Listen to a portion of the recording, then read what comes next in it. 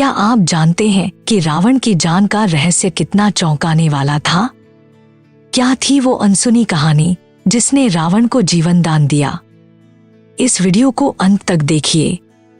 रामायण हो या महाभारत, आज तक हमने हमारे ग्रंथों को सिर्फ पढ़ा है, उन्हें समझने की कोशिश नहीं की।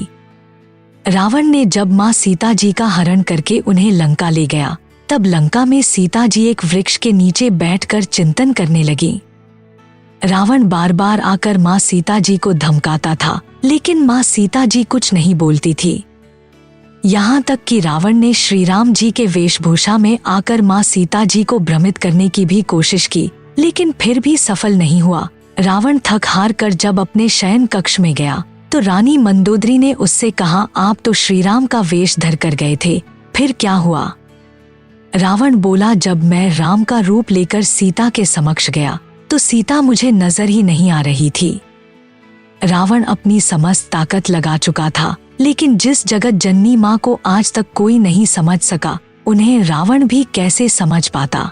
रावण एक बार फिर आया और बोला, मैं तुमसे सीधे सीधे संवाद करता हूँ, लेकिन तुम कैसी नारी हो कि मेरे आते ही घास का एक तिनका उठाकर उसे ही घूर घूर कर देखने लगती हो? क्या घास का तिनका तुम्हें राम से भी प्यारा है? रावण के इस प्रश्न को सुनकर माँ सीता जी बिल्कुल चुप हो गई और उनकी आंखों से आंसुओं की धार बह पड़ी।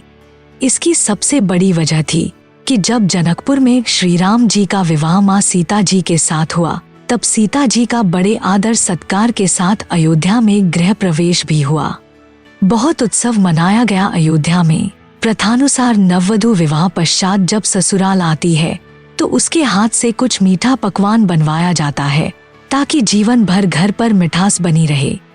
इसलिए माँ सीता जी ने उस दिन अपने हाथों से घर पर खीर बनाई और समस्त परिवार, राजा दशरथ एवं तीनों रानियों सहित चारों भाइयों और मुनि, ऋषि, संत, गुरु भी भोजन पर आमंत्रित थे। माँ सीता जी ने सभी को खीर परोसना शुरू किया और भोजन शुरू होने ही वाला था कि जोर से एक हवा का झोंका आया। सभी ने अपनी अपनी पत्तलें संभाली। सीता जी बड़े गौर से सब देख रही थी। ठीक उसी समय राजा दशरथ जी की खीर पर एक छोटा सा घास का तिनका गिर गया, जिसे माँ सीता जी ने देख लिया। लेकिन खीर में हाथ कैसे डालें, ये प्रश्न आ गया। तभी माँ सीता जी ने दूर से ही उस तिनके को घूर कर देखा। वो जलकर राख की एक छोटी सी बिंदु बनकर रह गया।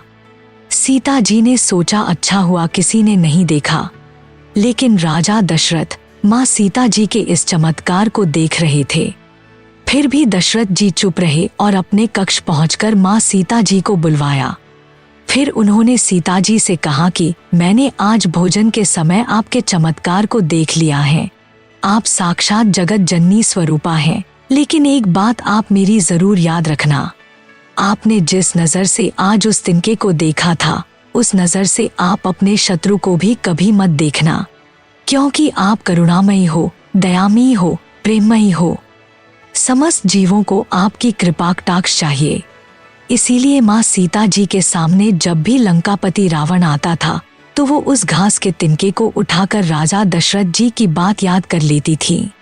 त्रिनधर ओट कहत वैदेही, सुमेरी अवधपति परम स्नेही। यही है उस तिनके का रहस्य।